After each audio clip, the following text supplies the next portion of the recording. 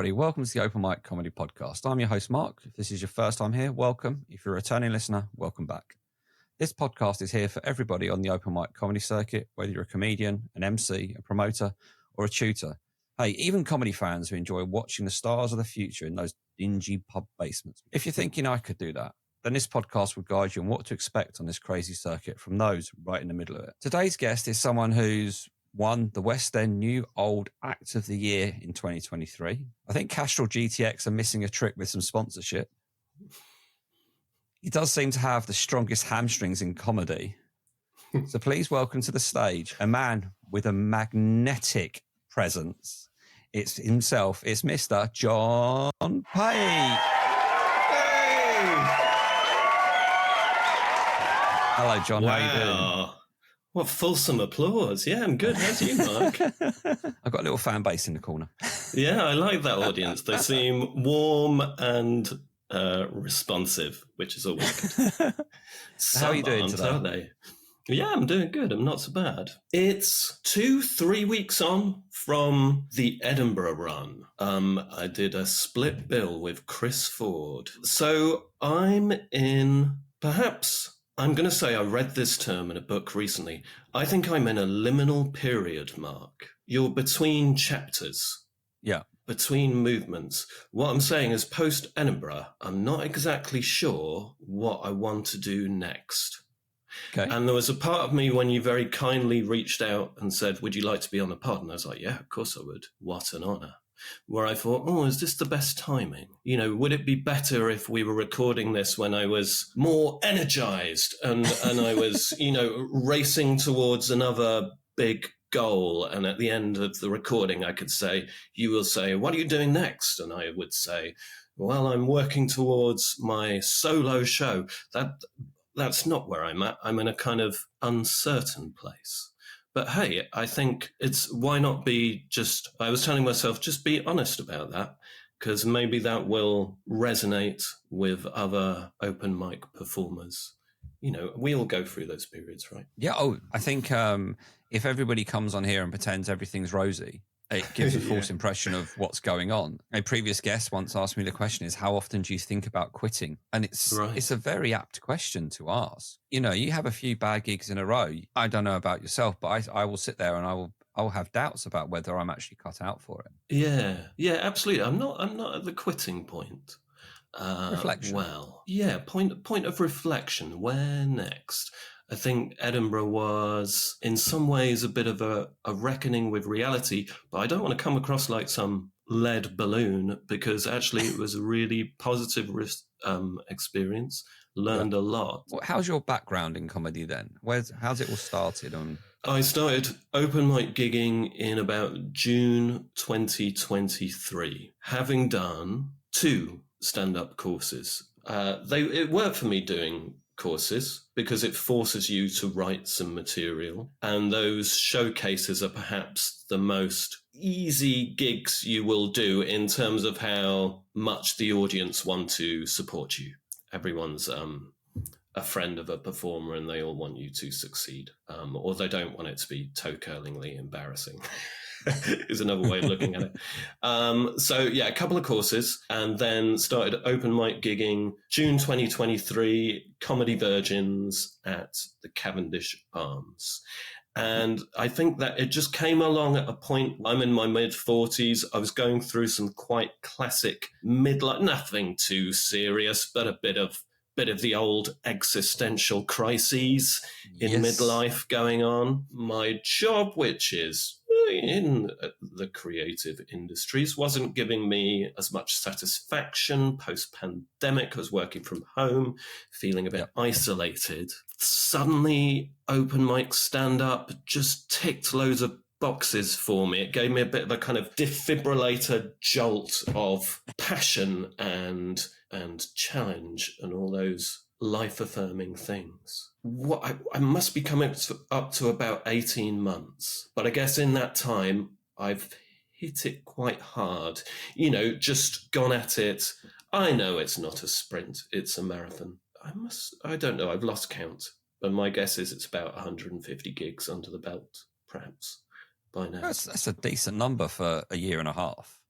Well, not even a year and a half. So have you actually got any previous performance experience then, or is this the first? So if we go back to, I've been trying to create comedy in various forms since my early 20s, but I didn't think, certainly in my 20s and most of my 30s, I never thought of myself as a performer.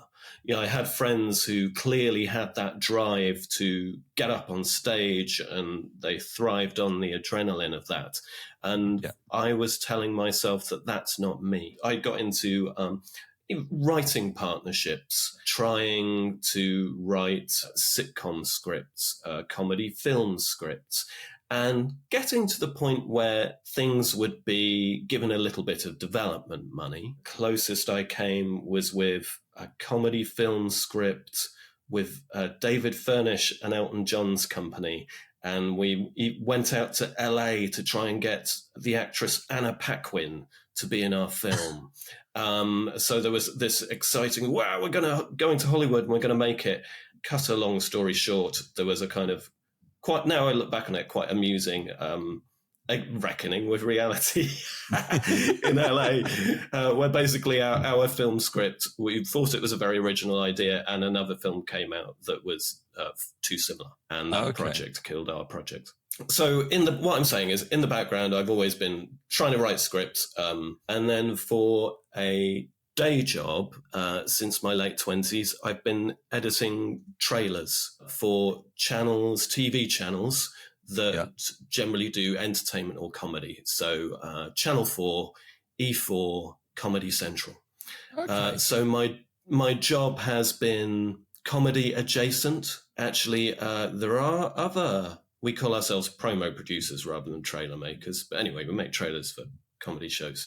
Michael Yanni, a.k.a. Yogi Bell, is also did exactly the same thing as me, and we were colleagues sometimes. And I was I was hoping, I think, when I started stand-up, that some of those skills would help me. That, because I've started late, obviously, I'm in my mid-40s. I was sort of hoping that maybe some of the creative muscles I've built up through bits of writing and making trailers, because you write for trailers as well, especially comedy ones, tend to write, they can be a bit more conceptual and creative than you might think. And I think it did help a lot, actually. The ability to self-edit, I think, is hugely important when it comes to stand-up. The ability to be impactful with just the minimum of words. In my day job, I'm being given, make a funny trailer in 30 seconds, 45 seconds. Yeah. So I am used to writing funny script that has to be brutally short and impactful. That meant that when it came to writing material, I perhaps although I started late, I perhaps had a bit of a head start. So with that kind of writing material part for TV trailers and things like that, how much of that gets seeped into John Pape on stage? Quite a lot. And I worry that in real life I talk like I make trailers. So, I mean, you do have such a distinctive voice. You have the voice made for a trailer. Yeah, well, yeah, there is a reason for that. When I was at E4, sometimes, let's just face it head on. Sometimes after I do gigs, people say, "Oh, you sound like the X Factor guy." And I sort of, part of me thinks, oh God, does that mean I'm just derivative of someone else? Partly yes, probably. Anyway, so the story is X Factor guy used to be the voice of E4, and I would make trailers for E4 shows. So I would end up writing script for that voice. And then you're recording it yourself as you're making the trailer. And I just couldn't help myself but sort of do that voice as the guide voice. And then when I went to Comedy Central, they'd get, a voice, not always Peter Dixon, but other voiceover people in. Quite often, after we'd recorded it with them, people would say, "Oh, it's not as good as when your voice was on it." So eventually I got to voice quite a lot of Comedy Central trailers, and I'd like to think it's slightly different from Peter Dixon in style. Yeah. That meant that, again, I had this kind of pattern of speech, perhaps before I started open mic stand-up. I don't think I immediately went into that. First time I wrote material, I was sort of presenting as more like I am in real life. I hit on this idea for a 5, and this would have been in about, it was about this time last year, actually. I watched back a video from the Cav, Comedy Virgins, and I was like, I've got quite an oily face. And, maybe I over-moisturized and then cycled my bike very fast to the gig. Maybe nerves kicked in. Maybe I've got an oily face. Anyway, so I looked at this and I was a bit like, minor shock, minor little jolt of, don't like that, self-consciousness, whatever. Yeah. And then I thought, I think something I learned making trailers, actually, when you spot like a weakness or something, that can be the basis for comedy, of course. So then it was one of those moments where you just get inspired, and I was on a train up north. Something about being in transit, I think, where I get inspired. And I just opened my laptop and I just wrote this 5 about having an oily face. And the idea was, well, I'll put some baby oil on my face and I'll go up on stage and I'll just bang on about having an oily face. And I wrote pretty much how that 5 is now. It just came out on that train journey. And I remember thinking, sod it, this is either brilliant or it's utterly terrible. I couldn't tell which it was. I thought, well, I've got to try it, because I was doing, your first few routines. I was getting laughs, but I think maybe had I heard John Cairn say, that kind of go big or go home, that sort of ethos. And so it was like this 5. I was scared if I got up, just a middle-aged man putting a load of baby oil on his face, going up on stage and banging on about having an oily face. Is that just repulsive? Would people be like physically repelled by it? Would I just be making just this kind of shameful spectacle of myself? I'm an overthinker and I catastrophize. So I remember on the day of doing it, I live in Deptford, and there's a junk market where it turns out very happily Vic and Bob used to get all their props when they started out. This crazy junk market full of stuff. And I realized I can't go on stage and do something this nuts just in my normal clothes. It won't. Yep. I sort of need to tell the audience that I'm being a character, I guess. Do you consider yourself a character act? I don't know, Mark. Yes, to a degree, I guess. Let's park that one, because that's where we've hinted earlier, haven't we, at a degree of where do I go next and what am I doing? Yeah. So to be honest, that all ties into not knowing what I'm doing. But yeah, just to finish off. So I knew I couldn't to do something that mad, but just be in my normal clothes would just seem really weird. So I just picked up these stupid high-waisted trousers and this roll neck jumper. Off I went to the Cav, and I was so nervous about doing that 5-minute set. And I went up there, and I guess in the sort of tone that I've adopted, which is quite sort of confrontational almost, quite defiant, just announced to the audience that I got so far as saying that I had an oily face, and I was saying that it's because I'd put some oil-based lube on my face. And then I got about 1 minute in, and then I just had a massive brain freeze. So I was just a middle-aged man who'd got up on stage with an incredibly oily face, just declared that I'd slathered my face in oil-based lubricant, and then forgot everything else, which of course is hilarious. So the audience were laughing at I'm not sure. They were finding it funny. I think Yeah. on some level, I was kind of like, I sort of improv'd my way to the ending. The second time, yeah, I feel like I have to mess it up the first time. And it's when you go back but they laughed, right? They weren't squirming in their seats and booing at the oily faced man to get off the stage. They were finding it funny. So I guess it's the second time, it's the third time that it's bedded in the head. And then that 5 was the 5 that I took to the West End Old New Act of the Year competition in mid-November of last year. I won the final of that. And of course, that was a huge confidence booster. Yeah, I was going to ask about that. How does that process? I'm not that familiar with that competition because I think it only started last year, didn't it? I think that was its first possibly. Year. Yeah, it's Steve McLean, who I love. He's a great guy. He himself is in his 40s. So I think he's recognizing that, he says there's a glass ceiling if you're over the age of 35. Which I guess there is, right? You can understand that, why agents would prefer to take on younger people. It's younger people and audiences are younger too. So it's Steve purposefully creating a competition to try and give us middle-aged types a bit of the limelight. Good on him. So is it a case of like a semi-finals, then a final, or? Yeah, I think so. I think there was a heat, a semi, and a final. Okay. Yeah, I was just delighted when I won that. I was looking, but I was remembering prior to this how euphoric I was after winning a plastic trophy at Comedy Virgins. Yeah. So if anyone, doesn't know, Comedy Virgins, every open mic gig, they have a clap off at the end and the winner wins a small plastic trophy. I can remember just coming back after that, pissed, and dancing about my flat in delight.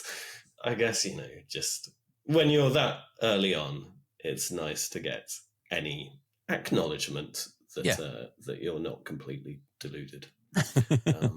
So that was cool. So then after that, you took on So You Think You're Funny this year in 2024. Yes, that came a bit later. There was after the West End, there was also the Max Turner. I got to the final of the Max Turner. That was an interesting one because I realised how lucky I'd been in the West End, because having done a few competitions now, it's so down to luck. Who is in the audience, where you go in the running order, what the performer before you has just done. If it's audience vote, how many mates you have in the audience. If it's judges, what judges are looking for. Max Turner was good. I really enjoyed it. Really enjoyed that night. But there was a front row of some young women with a bit of attitude, and the MC took it upon themselves. I think they had to. Something had to be said. But the MC gave them a bit of a telling off.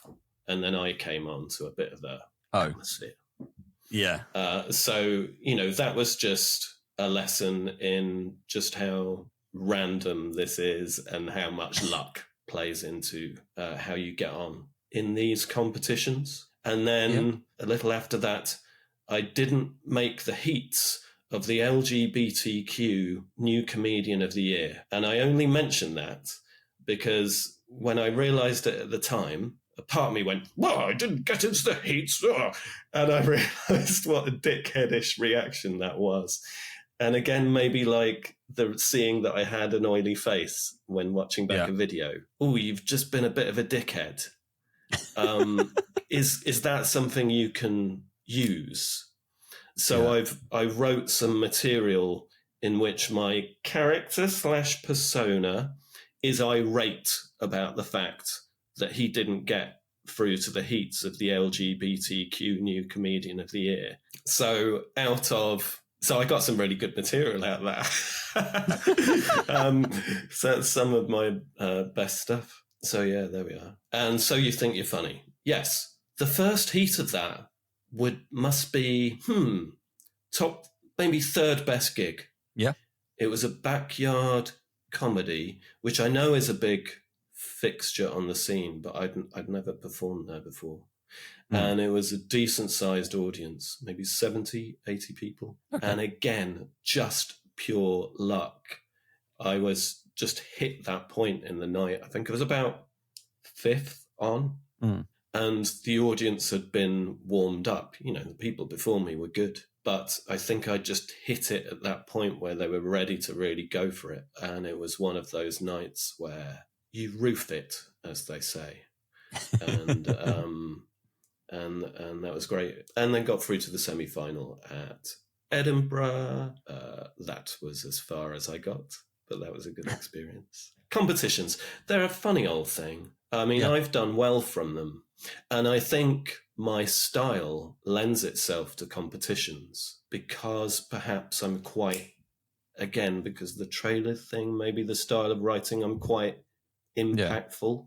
Especially, I sort of feel if it's judges, I wonder whether judges are particularly attuned to wanting some judges looking out for something that's a bit different, perhaps. Yeah, I think that's a valid point with competitions. There's especially if you end up on a lineup which is big, a big lineup. It's very hard to, if you're don't like using this phrase, but I can't think of any, a run of the mill comedian as such. It's very hard to be memorable by the end of the night. You always remember that something that's a little bit different. Yeah. So rather than run of the mill, because I don't think that's what either of us mean, more that kind of, lots of people are that sort of just being themselves, right? Being your mate down the pub, your kind of best mate, that's or that kind of persona. And I admire that because that's not what I am. And you sort of always inevitably end up admiring what you can't do. Yes. I have noticed people who maybe work better over longer periods of time. You know, I think I work well within 5 minutes or 7 minutes. So people I admire who are good at connecting with the audience over time and being themselves don't always, as you've just said, come out great in competitions. So you touched on the heat for So You Think You're Funny was probably your third best performance. What do you think is your best ever time on stage? Number one, Commoners Comedy Cambridge. As part of the prize for West End, you got to appear on a couple of pro gigs. And one of those was Commoners Comedy, which is this lovely gig in Cambridge. It's quite small. It's not under a yoga cafe in Cambridge, but they get big comedians, Sophie Duker, Ivo Graham. So this was January of this year, January gone. And it was my first 10. It was my first gig outside of London, and it was my first pro gig. So it was a lot of firsts. I was nervous about jumping from 5 to 10. Nervous about would people outside of London like what I'm doing. Yeah. Nervous about would I just seem rubbish around pro level people. And anyway, it focused the mind. I wrote a 10. I just loved it. I loved arriving in Cambridge and thinking comedy's brought me here. That's why I'm in this city. Yeah. And then the gig itself, and some friends had come up, because I'm doing a gig in Cambridge. So that we hired an Airbnb. So then you're like, oh God, I better not die on my ass because they've come up and written a little bit of material specifically for that venue because it was under a yoga cafe. So I started, I'm not going to remember it word for word, but I was basically saying, no, I'm not going to remember it. I'd written some material, specifically for that venue, and I think that helped the reaction. It was just one of those gigs where the room just really went for it. And they were sort of laughing at bits where I was like, that's not even a joke, is it? There's such a high after that one. Commoners Comedy. That's number one. So on the flip side, the counterpoint. The dark counterpoint. Yeah, I think I'm quite divisive. it's fair enough. Some people don't like, and I get it, character comedy. Some people don't like alternative comedy. Some people don't like a middle-aged man with a excessively oily face. And there are plenty of times when I'm just performing to baffle disdain. Yeah. The worst one, so it wasn't just that I bombed, it was I bombed in front of my mum. Oh. Grim. And it was Angel Comedy. And Angel Comedy, it's quite tough to get on that lineup, isn't it? You have to kind of email them once every 3 months at a very specific time in the morning. And so I was quite chuffed to have got on the lineup. And I'd heard that, if you go down well, that opens doors for the Bill Murray, potentially. Bit of a tonal shift, Mark. My mum was down because we had to go and visit a friend of hers who was terminally ill. So we'd had a bit of a bleak Sunday afternoon. Yeah. And my mum was like, "Oh, I'll come. Oh, it'd be nice to see you do comedy." If it had been any other day, I would have said, "I'd rather you didn't. Do you mind staying at home?" But because we'd had such a sort of a bit of a bleak day, I didn't feel I could do that. So 82-year-old mother is coming to my Angel debut. I just thought, I can't do stuff about having lube all over my face in front of my own mum. So I thought, okay, I'm going to have to do the Britain is gay material. And it's another sort of 5 or 7 bit. And it works well, but it's very British. Mm-hmm. To get the jokes, right? All the references are super British. And as I was backstage, it was a very international crowd. It was kind of one of the other performers had picked up that, okay, so who's from, about over half the audience were from like mainland Europe. And it did occur to me, how's this going to go? And they weren't a hostile crowd, but they just didn't laugh. And the laughs just went, well, what little polite titters at the beginning just petered out into nothing. And so there I was, just doing still quite odd material to just entirely blank faces, one of them being my mum.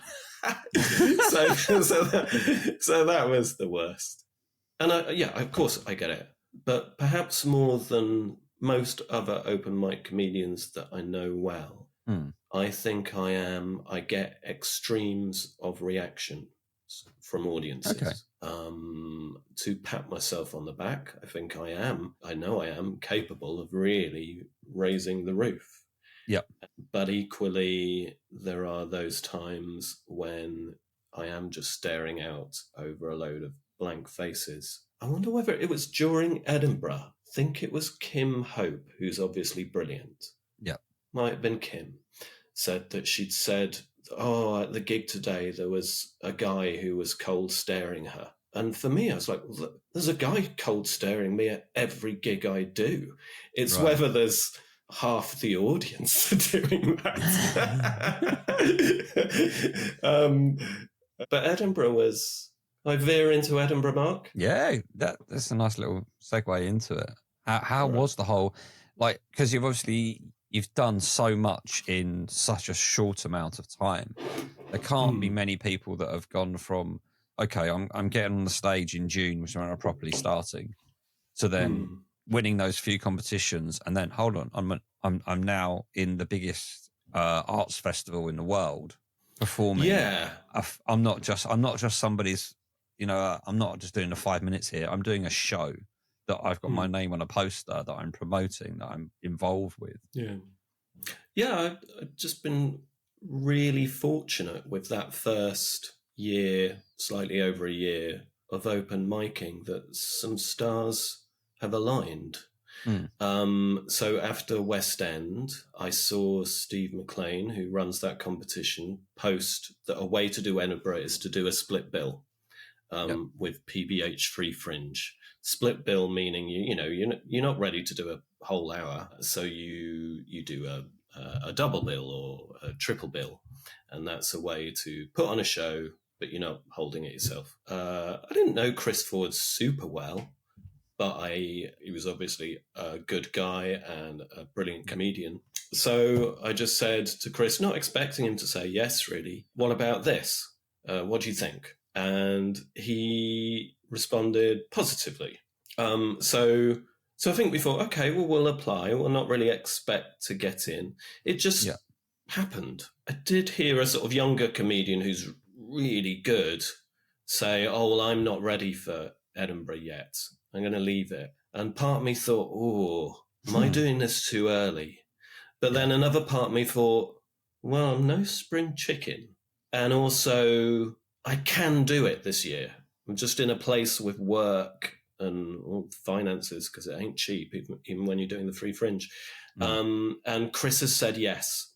So it was one of those things where you think, okay, maybe the universe is telling me to do it.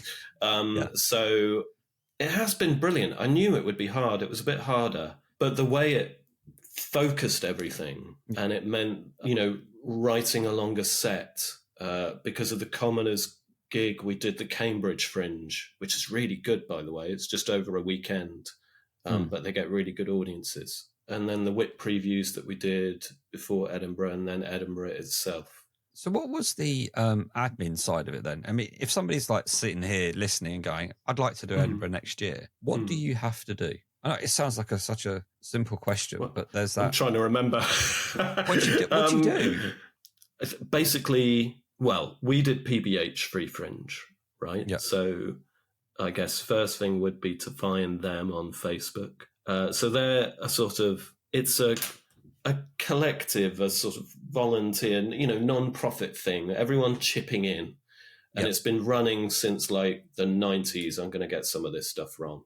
But they have a really good, the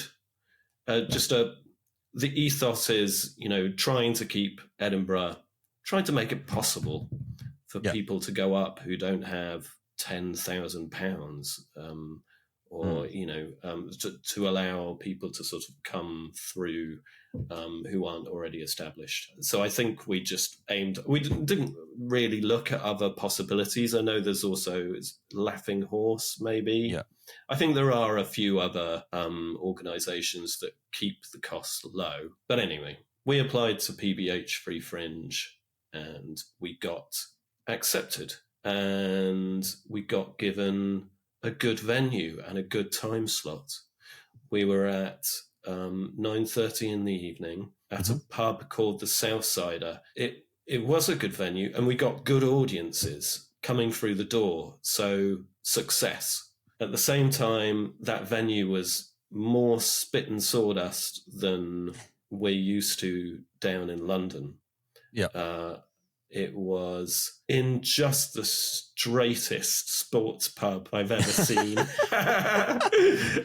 This kind of, proper boozy Scottish sports pub. Yeah. And the venue is in this function room with, no aircon, and it doesn't have a proper door, so it's just a curtain going down. This all sounds terrible, but I promise it all worked well. Oh, and it was the entrance was quite near the gents' toilets that would sort of continually slam, and the pub itself was quite noisy. So it was.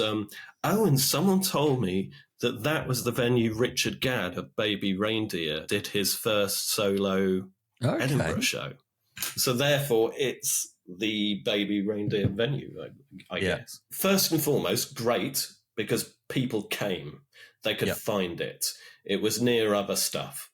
So in that first week, our problem was that people were getting too hot in the room because there were too many people in the room.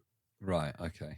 So we were having conversations about, should we take a row of chairs out? We're having conversations about how we could have less audience, which I know was not most people's problem. So really fortunate in that regard. But it was also quite comical at times. Chris would go on first, and I would be behind the curtain. I'd intro the show very briefly, introduce Chris in my normal clothes, and then I'd go out beyond the curtain next to the gents' toilets whilst Chris is doing his thing, and all these drunken sport fans, Scottish people, would be going to the toilet whilst I'm oiling up my face and dressing up as like the world's biggest tit. Yeah. And just outside the gents' box. And we had this thing where we were never, of course, before a show, you're never quite sure if someone's coming for your show or whether they're going to the toilet. It's either comedy or toilet. So I was outside the curtain in my stupid roll neck jumper with lubed up greasy face, and this, I don't know, 22-year-old lad was sort of walking towards me and walking towards the curtain. And I thought, he looks like our audience. And so I said to him, assuming he was about to go in, oh, you might want to take a layer off because it gets a bit hot in there. And then he went into the toilet. Because a middle-aged gay man telling a young 22-year-old who's going to the toilet, you might want to take a layer off because it gets a bit hot in there, is literally the worst thing you could ever say to a human being. We had a good old time. There was one night where the pub in its wisdom decided to put on a Coldplay tribute band.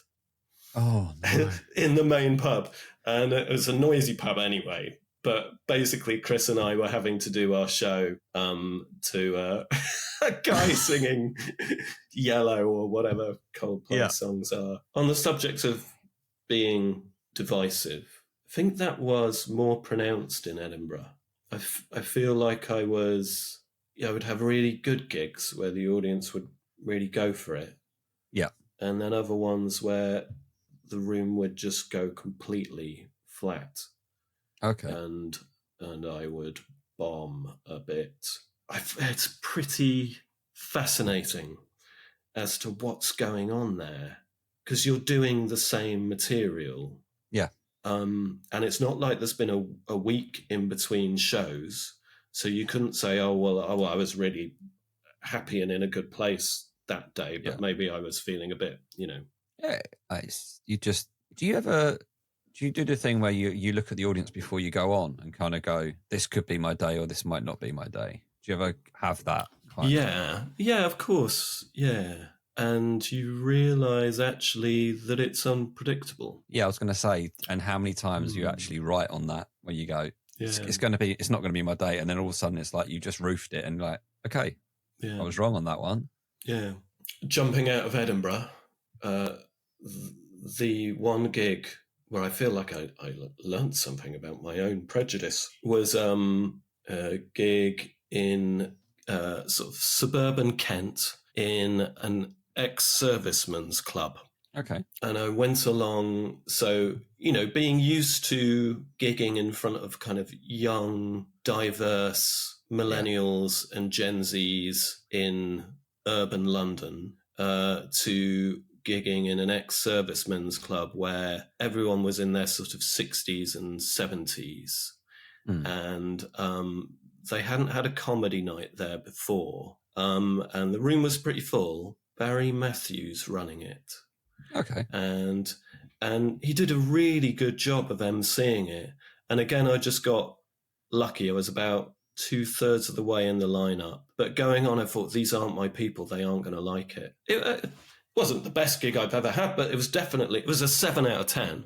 And my expectation was so low. And afterwards, all these fellas were coming up to me and they were like, I like that, mate. That was different. That was different. And I was like, oh, okay. I felt like a bit of a knob for having othered them and thinking that they wouldn't appreciate it. Yeah. And perhaps because I felt insecure and nervous, my own personal prejudice became a bit more exposed. Interesting. I don't know if you've had this. I find that sometimes when you gig outside of the scope of London, you're presented with this might sound wrong, a slightly more up for it audience because they don't get it as much as they do. In London, I was having this conversation with somebody last night, is in London you can walk around and you can pick from any comedy night going on any night of the week at any standard.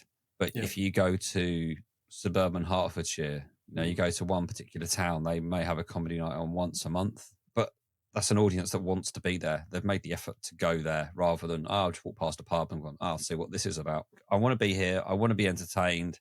I just want to see stuff. Yeah, absolutely. Like, I've come to relish an out of London gig now. Yeah, any idea that people outside of London won't get me because I'm being alternative or because my stuff is a bit LGBTQ themed, you know, bullshit. They get it. To jump back into Edinburgh, you were saying that outside of London, you know, they're not getting comedy gigs so often, and they've made more of an effort to go. Edinburgh is the inverse of that.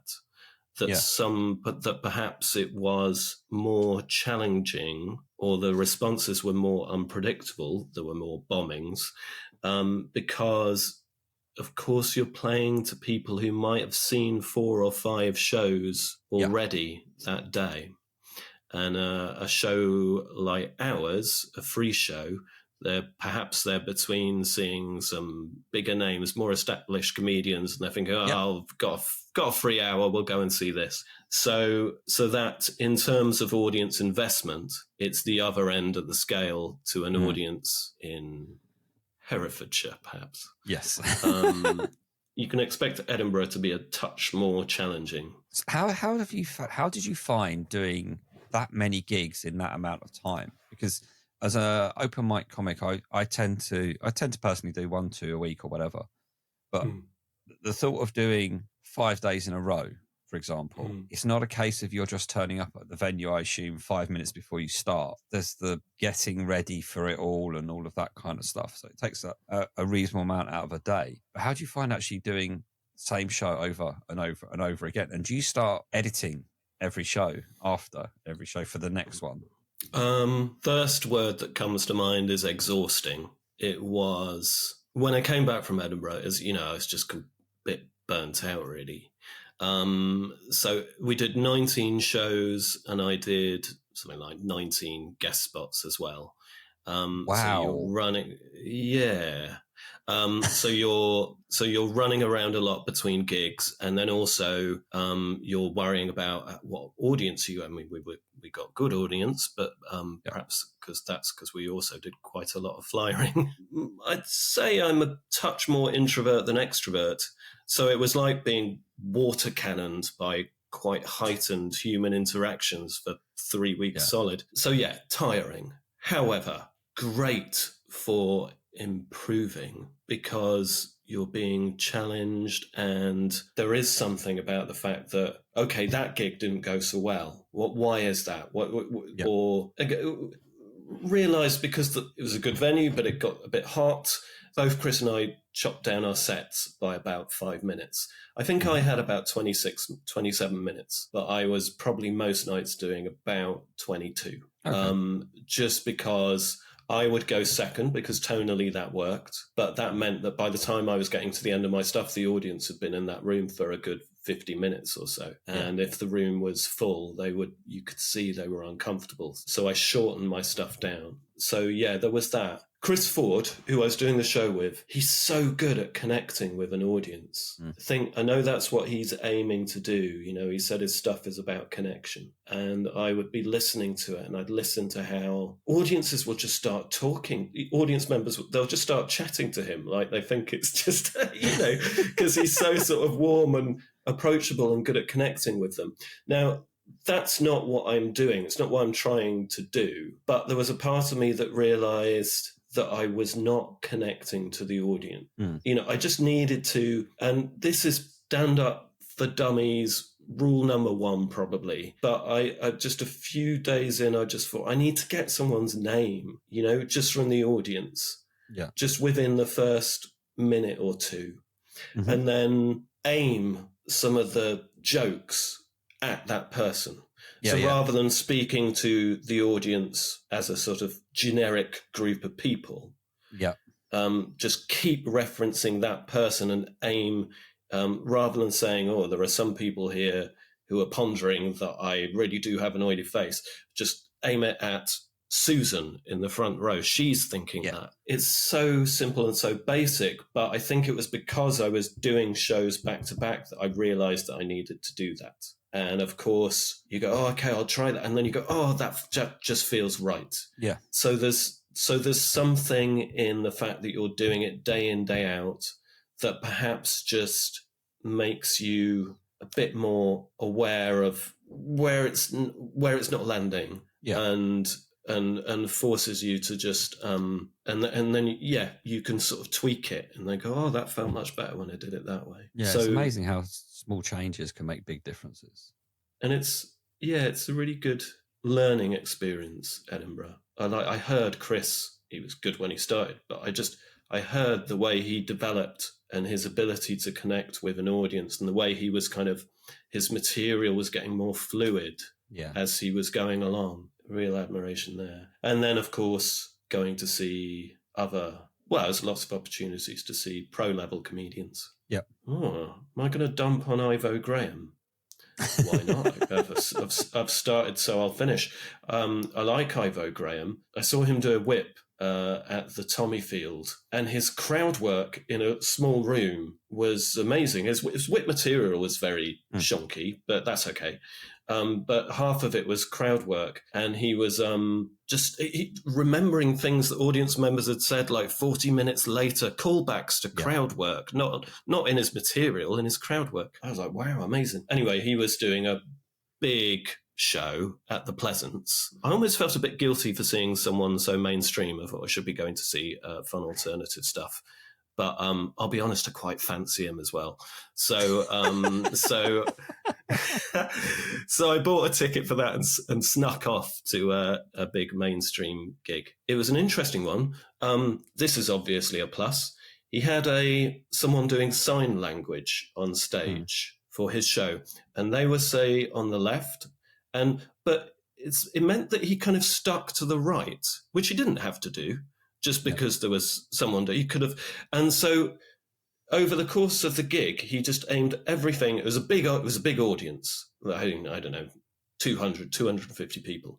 But everything was aimed to one half of the audience. And consequently, I was in the other half. And it became really clear to me that he just lost half the audience. Okay. Because he didn't look at them at any point. Yeah, he was just sort of constantly looking at that. And so that half of the audience were having a brilliant time, whereas my half of the audience just went completely flat. And so that was a really interesting lesson in the fact that you just need to look at people and direct the jokes to the whole room. Yeah, that was a good lesson too. Basically, it went first week, finding my feet. Second week, loved it. Third week, exhausted. So any things in there, if you knew then what you know now, would you have done anything different? I'm struggling to come up with a response. So I guess that means no great regrets, really. I might have I don't know whether we're all like this. I don't think I'm completely deluded about, but I am a bit of a dreamer. Yeah. So throughout life, I quite like having a creative pipe dream on the go. Mm-hmm. So I guess during that first year of open mic gigging and feeling some momentum pretty quickly, I guess prior to Edinburgh, I was like, oh, where's this going? This is exciting. And I thought Edinburgh might be a bit of a reckoning with reality. And it kind of was. Okay. In that you see that I don't want to be too negative, but that, if you want to be a pro-level comedian, it helps if you're in your late 20s and you've got 500,000 Instagram followers. Yeah, I can see why that would help. Yeah. I'm not going to be in my late 20s anytime soon, and it would be quite a stretch to gain 500,000 Instagram followers. Yeah, so I just had little pipe dreams going on. But of course that gives you momentum, doesn't it? It's something to aim for. Yes, I feel just a little less innocent post-Edinburgh. That's quite a nice way of putting it, actually. And this might be prying a little bit, but I've always been intrigued by this, especially when it comes to like you say, the free fringe, the costs involved. We've all been told like the costs involved for like putting on the big shows is like you've got to be willing to put 10,000 into it. What does the free part involve you doing? So you get the venue for free. Mm-hmm. It costs PBH money to promote all the shows, to hire chairs, all of this stuff. So they ask for a donation at the end. Fair enough. Mm-hmm. In the same way that we asked for a donation after doing our show, even though no one was under any obligation. It was a free show. Yeah. So we got our venue for a modest donation. If you want to put a figure on it, about 200 quid. Yeah. Okay.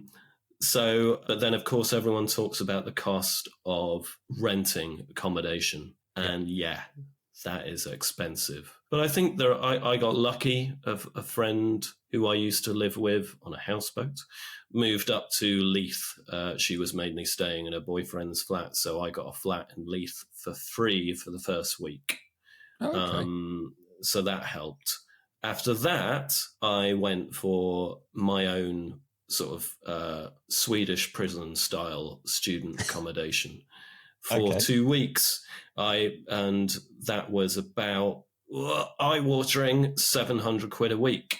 Ooh. But I could have done it cheaper. Yeah, but I could afford it, and I just thought, you know what, this is going to be knackering, and I just want to go back somewhere where I can have my own space. But there are ways of doing it cheaper if you need to, outside of the centre of the city. Mm-hmm. Oh, and of course, well, we each made about 500, 600 quid from the donations we got from the show as well. Okay. So you're getting a bit of, if you're getting an audience, you're getting a bit of money back. But it's not cheap, but I do wonder if, because you are doing so many gigs in such a short amount of time, you develop quicker. Yeah. I think so. The thing is, because it's left me quite, I've only been back a few weeks, so I haven't hit the circuit very hard, because actually I feel quite like I want a bit of a break, because it was quite exhausting. And also I want to, and I kind of want to, get over that sort of post-Edinburgh crash, and then think, what do I want to do next? What direction do I want to go in? And of course you've done all your material a million times, so you're a bit tired of doing that. So what I'm saying is, I reckon I did get better, and I learned some things, like the getting someone's name. But I haven't been doing loads of gigs in the past week, and I can't say to you, I'm so much better now. But in effect, you've done whatever it was, nearly 40 gigs in 3 weeks. Yeah. Even at an average thing of, and somebody's going fairly hard at it on the open mic, doing 3 gigs a week. Yeah. You've done 3 weeks. In 3 weeks worth of work, you've probably done 3 months worth of work and development in effect. Yeah, and the fact that all of that work is concentrated, and that means that, as I've already said, perhaps the fact that it is one night after the other helps you to see what you could be doing differently. It sort of enables you to just tweak the dials a little bit and see how things go. Yeah. So it's so worthwhile, but it is really difficult. One thing I would say is, I'm so glad I didn't didn't try and do a solo show for my first Edinburgh. I'm so glad it was a split bill. Chris and I got on, another star that aligned, more good fortune. The fact that you were sharing the good nights and the bad. Yeah. And you were making decisions together rather than rattling around in your own head. And and you were flyering together. Yeah, to do Edinburgh for the first time as a solo show, that is, I'm not saying don't do it. I'm just saying I'm glad I didn't. Yeah, I could imagine solo. I mean, I guess by nature, solo is lonely. Yeah, and just if you were, if you're having, I think I had certainly 2 bad gigs in a row, maybe 3. So just to have your split bill buddy take you for a pint and just say nice things and it'll get better. If you were doing that on your own, or if you were just getting 3 people through the door, or if you were having to cancel shows because no one was turning up and you were on your own, whoa, that would be tough. Been positive enough about Edinburgh, right, Mark? Yeah, definitely. I think there is lots of learnings that can come from it. And there is a reality as well about it all. Yeah, absolutely. If you get the opportunity and you feel the drive to do it, it is brilliant and you will get better. But it ain't no walk in the park. No, I can imagine it's not. Does it give you a desire to do more? Do another one next year, or are you still not in that phase yet? Yeah. Too early. I mean, I'm just as I said at the beginning, I feel a bit unclear about what the next goal is. Yeah. What is an achievable, realistic goal to aim for? And even, do I want to carry on doing this? Is it a character? Is it a persona? Yeah.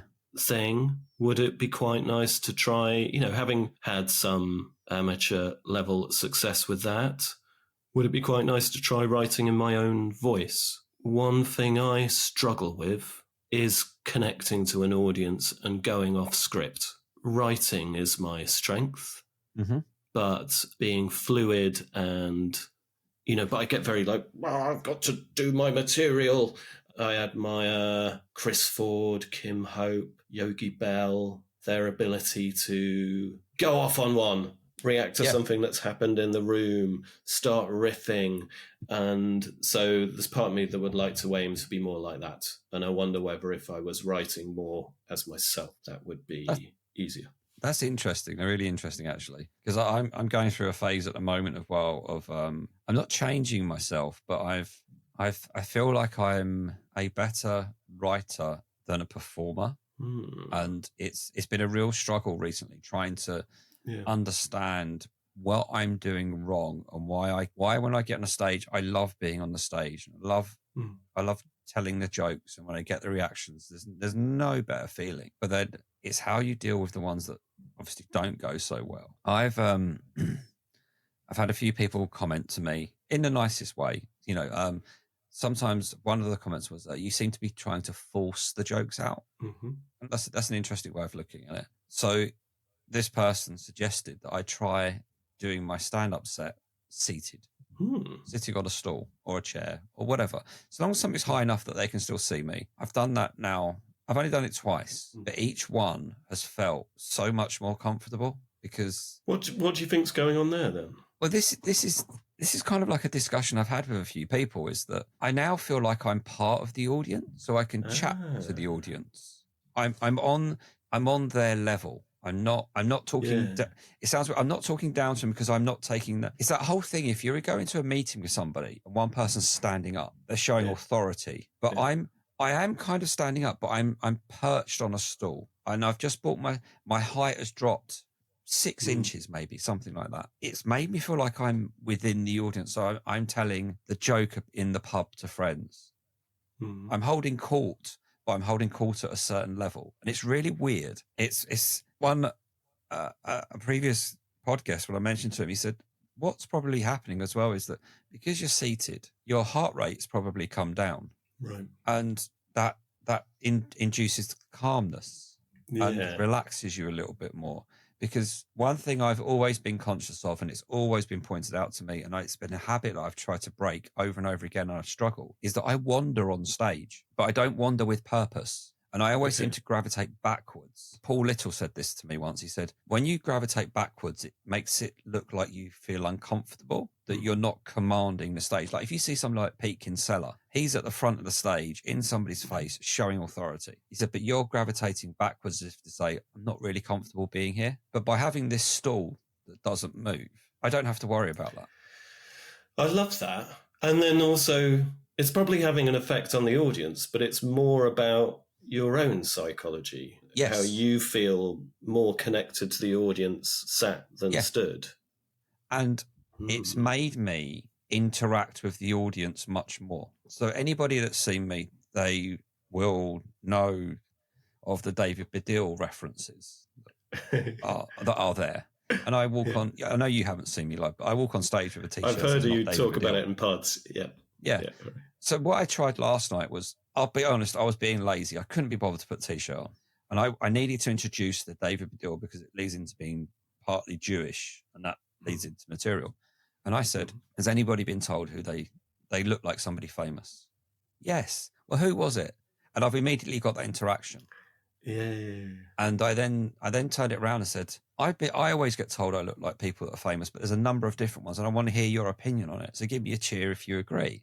And I went through a list of names, and after everyone's like, yeah. And the audience are like, they now feel they've been invested from the very start. Yeah. Which then makes me go, I've got my first laugh, and I can settle in. I can then ask another question to the audience later. And I probably need to rein that in a touch, but it's allowed me to feel comfortable enough to do it live and go, hey, we're all part of this together. And, I haven't got the room side splitting in laughter, but I've got a constant amount of laughter going through. Yeah. And it's a nice feeling. And the seated thing, as silly as it never kind of occurred to me, really, it really helps. Yeah. Because now you say it, you kind of, yeah, of course it would, until it's occurred to you to do that, or someone's told you to do that. Oh, that's great stuff. I love that. Yeah, it's these things that we learn along the way, and what works for one person doesn't necessarily work for another. And it's trying to find something there for me that makes me feel comfortable. If I'm standing on stage and I'm conscious of where I'm walking, I'm also really conscious of my left hand that's not holding the microphone. What's it doing? If it goes in the pocket, it looks defensive. If it goes out, is it gesturing or is it doing anything? And I've got these other things that are going on, whereas this side of my brain's going, and the next bit is, and the next bit is, and the next bit is. When I'm seated and I'm calmer, I never have to feel like I need notes in my head or notes to refer to, or even little scribbles on the hand. None of that's all gone. And I feel like I'm in the room with the people and just doing it. Yeah. That's great stuff. The other thing about Edinburgh, I was just thinking as you were saying that, is because you were talking about thinking about your own material, what's coming up next. Because you're doing so many shows, you know your material so well that there's no bandwidth is taken up. There comes a point where no bandwidth is taken up with what's the next bit. Yeah. It's just coming out of you. I find, well, if you're getting big laughs and then no part of your internal bandwidth is being taken up with, oh, that person doesn't look very happy, or those people over there are fanning themselves with PBH guys, they're obviously a bit hot. If there's none of that is going on and you know your own material, then I think something happens when you're not in your head, you're more in your body. And and I noticed I watched a video back of a good gig for me, and I was doing these quite interesting movements with my arms, like quite sort of slightly odd sort of, my arm was kind of above my head quite a lot, and I was doing these quite, I don't know, like I was sort of conducting some sort of ritual. I wasn't sort of conscious of, and it was quite funny and I kind of liked it. But I guess I was just in the moment because I was getting a good response and my head wasn't going, oh, that person's not happy, or they're not laughing. What am I going to try and do about that? I must have just been freed up to be more in my body. Yeah, it would be nice to feel that with more time and more experience that I might be able to bring some of that in consciously, I suppose. But kind of, so I really would like, it'd be quite interesting to see you do stand up as, I don't want to say as yourself, but as you described, the slightly different way. I think that'd be quite fun to see. Yeah, and the other thing about that is that the character persona that I have been presenting is this kind of deluded, demented, quite confrontational character, whereas I'm quite empathetic. So therefore I am seeing people in the audience who don't look happy or look bored or look uncomfortable. And real John Pape is going, oh God, I feel a bit bad for them. Or, I'm thinking, should I speed up because they look like they're too hot? Whereas of course my my character slash persona would not be thinking that at all. No. Because they're not that empathetic or emotionally intelligent, or, you know, or they're this kind of deluded person. So there's a dissonance between who I am internally and what I'm portraying. Yeah. And obviously a better, more experienced comedian would respond to those things as that character would. You know, they would be so within that character, I guess. Yeah. That they may reference that that's happening, but they would do so in a kind of irate, deluded way. And I haven't got to that point. And if I was to try being more my actual self, then I suppose what I'm thinking now is, well, could I respond to the room more authentically? Yeah. We'll see. It's going to be an interesting exploration. Yes. You know, Kyle at G&B puts on the outside of your comfort zone thing. So that could be quite interesting. You turning up to do you as you, right? And then everyone expecting you as persona. Yeah. Yeah, that would be one way to do that. And the other would be to do crowd work. Yeah, crowd work is something that I think a lot of people kind of aspire to. I think there's a little bit of a conflab at the moment about what, you know, crowd work works for social media, but does it work for a show kind of thing? Yeah, there's different thoughts and different schools, I guess, that we talk about. Yeah, and then the other thing is play to your strengths, right? To an extent. I know I'm a stronger writer than I'll ever be a crowd work person. We're still beginners, right? Oh, so therefore now is the time to experiment and try and do the things that we think we're not so great at or we admire in other performers. Yeah, I mean, is there really an end game for this? This feels like it is a never ending. It's like playing a modern day game on your phone and they just add more levels after. You get to the end, more levels are here. I've done those, and now there's more levels. And you're just like, I'm never going to get to the end, because what is the end? I remember that you probably do remember this. I remember like Lee Evans playing Wembley Arena for the very first time. I went to that gig, and that's the first ever comedian ever to perform at Wembley Arena in front of 8,000-9,000 people. And that was seen as a historic moment, and it could never be topped. And now every big comedian's doing the O2, which is 20,000 people. And then you'll end up with comedians doing stadiums at some point. It just keeps getting bigger and bigger. And there's us people here going, I just want to get onto like a 200-seater club. Yeah. And then you've done that, and then you're like, oh, I want to get into the 400-seater club, and then I want to do 1,000. You know, I want to do like Hackney Empire kind of thing. Yeah, 100%. And I suppose maybe there was a part of me pre-Edinburgh that was like, oh, I wonder if I could. I'm a freelance person, so you know, I could hustle and do different things. You know, could this be like a third of my income if I got good enough? I can't imagine ever just paying all the mortgage by doing comedy in the current climate, but post Edinburgh, I'm a bit like, I can't really even see that happening. But my grandfather was a Methodist preacher on Sundays. It wasn't like he earned his living by doing it, but he was a Methodist preacher. I suppose I've also had this talking to myself thing, well, you don't have to earn even part of a living just to say you are a stand-up, right? No. You could, so long as you're just doing it. Yeah. And actually there's something quite liberating about that, because then you can be as potentially as weird and alternative as you like, or, you know, not follow the mainstream. So talking about jokes and stuff then, do you have a favourite joke? So I'm not a kind of feeder line punchline guy. No. There's a thinking about this. So there's a bit in some material I wrote where I'm irate that I haven't got into the heats of LGBTQ new comedian. And my character's stepmom Jean has. And in the material, I'm sort of I'm saying, well, Jean, how have you got into the heats of LGBTQ new comedian of the year? And in response, she says that she had a wank about Rita Ora and she wrote some material about a drag queen story time. And then I'd got up to that far.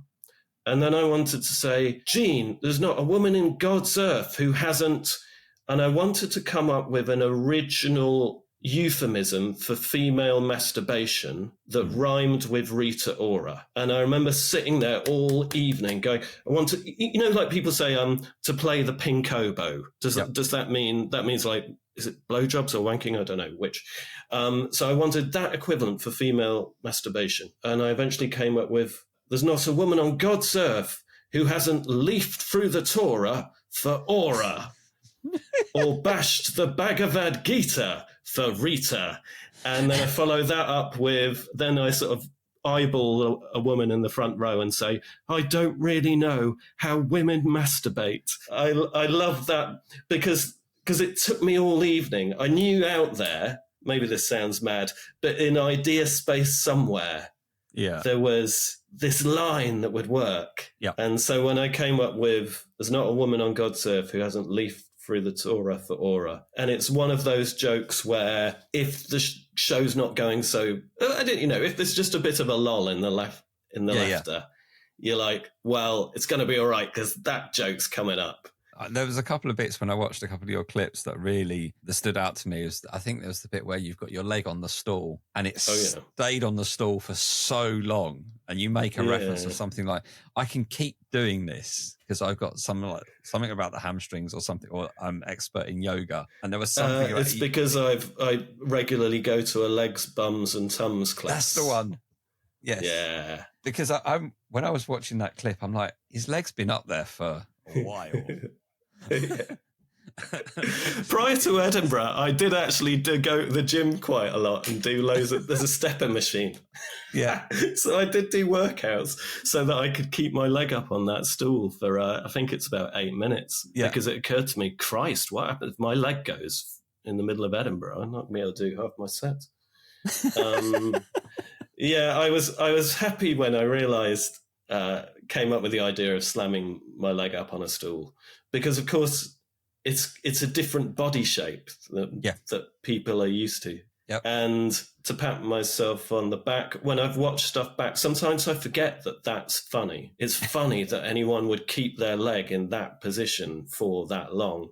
I was watching a video back of myself, self-absorption, but you've got to do it. I laughed at myself, not at the material, but at the position my body was in for that length of time. There's one part of that I don't know if you realise you do it, is when you've got the leg up, you still have this knack of being able to, because you're then side on. Yeah. And you still have this knack of speaking to the whole audience. You're looking to your right and you kind of look like through 90 degrees and then maybe 100 whatever degrees. You can still see everybody. But then you've got those few people behind you. And it's the way that you can turn your head with the microphone and the way you just reference it to them. I think is just, might not even realise you do it, or you might do, I don't know. But it occurs to me that I should be, I'm big on eye contact. I am in life anyway. I'm a bit owl-like when I'm talking to people. I know, like, some performers, not so much, or maybe that's a creative decision, I don't know. But I like to consciously try and eyeball everyone in the room. I think it's a big thing, and it's something that I pull on my experiences is that I didn't always do that, and I still don't always do it. I still sometimes find myself like I'll gaze upwards or downwards rather than in the middle of the plane of where the audience are, which is why I've tried to bring myself lower. I always think that sometimes if you're doing something and you look up, it looks like I'm trying to remember something, which then takes me out of and I'm back into rehearsing a script or regurgitating a script again. Yeah. So are you forcing yourself to look people in the eye? Is it still going against the grain? I'm trying to be more conscious of making sure I do it. Jim Hooker mentioned something really good about if you've got like the whole audience in front of you, you tell the first part of the joke to the person to your left, the next part to the person to your right, and then you hit the middle one with the punchline. Whoa, good old Jim. That's nice. Yeah, and because you're you then bring everybody in. You know, you've heard the first bit, you've heard the second bit, and you're getting a punch in the face. It's that psyche that brings people into your world whilst you're on stage, or allow you into their world. All of this is completely alien to somebody that's not in this creative sphere. Want to set you the comedian's challenge if you're up for it? Yeah, please.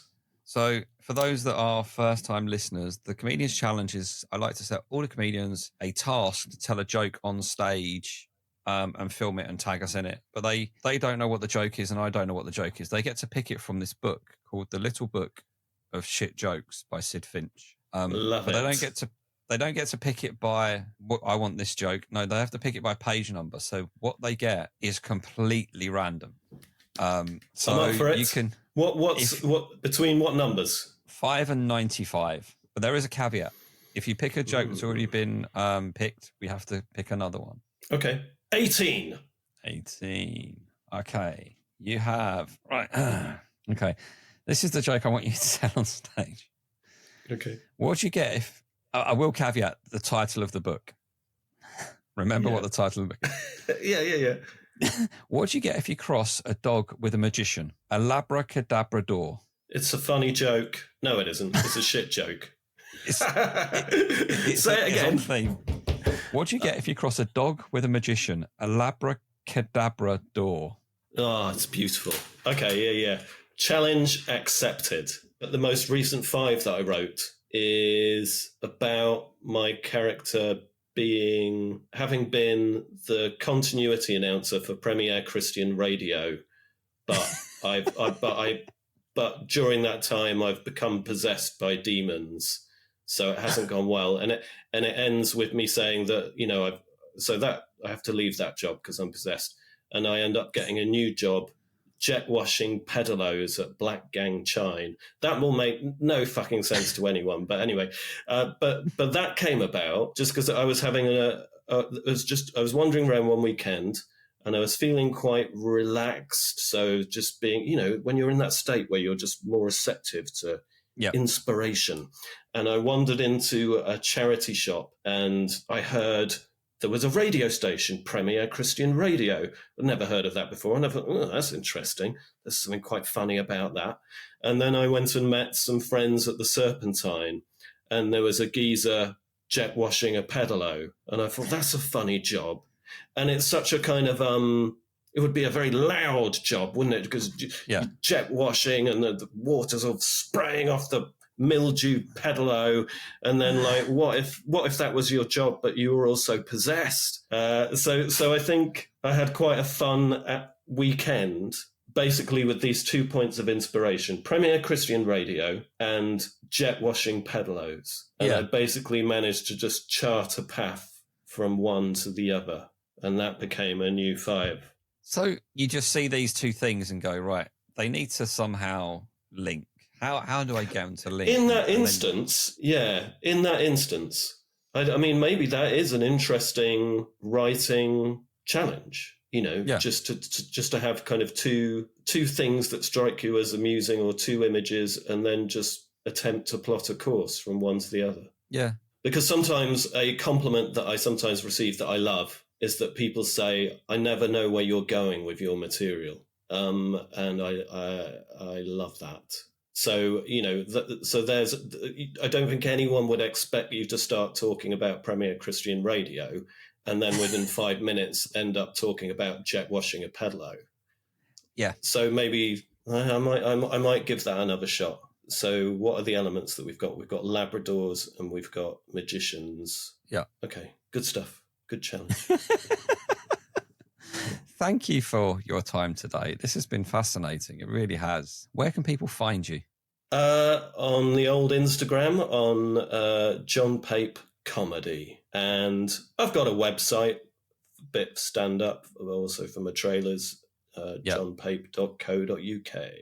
Going forward, I'll no doubt do Comedy Virgins, G&B, the Queer Comedy Club. I love those places. Shout out to those. Your friend of mine, Jack Scullion's Night, that's a great one. Yeah, I need to try and get onto that one at some point. Yeah, get Jack on. He's a really lovely guy and really funny. Yeah, he's down on the list. He's on the list to be to have a chat in the next month. Yeah, and whilst we're talking about other people, there's a young guy. I think his name is Jack Henry. Okay. And see if you can. He hasn't been going that long. You know, when you see someone at open mic night and you go bloody hell, and you just think they're going somewhere. And he's one of them. Yeah, I actually saw him August sometime, middle of August, I think it was. G&B was headlining it. Mm-hmm. He did an absolutely fantastic job. And I saw a Instagram post after that said first time doing a 12 or something. And it was gig number really low. I can't remember what number was, but I was just like, oh, that's not what I was expecting. I was expecting, it's like the 100th gig or the 150th gig, not double digits, low double digits. And you're like, damn, there are some really talented people out on the circuit at the moment. And you can find us on Instagram at Open Mic Comedy Pod. We have a website, openmiccomedypod.com, but not a lot goes on there. Whichever platform you're listening to this on, please give us a follow. A 5-star rating would be lovely. Helps us get up the rankings a bit more, and a lot of these guests get a bigger audience to speak to. So lastly, thank you very much for your time today, John. Cheers, Mark. It's been an absolute pleasure. Time has flown by. And you know what? I think I feel more enthused about the whole thing, more comedy. Go for it. And until next time, everyone else, I will speak to you all very, very soon.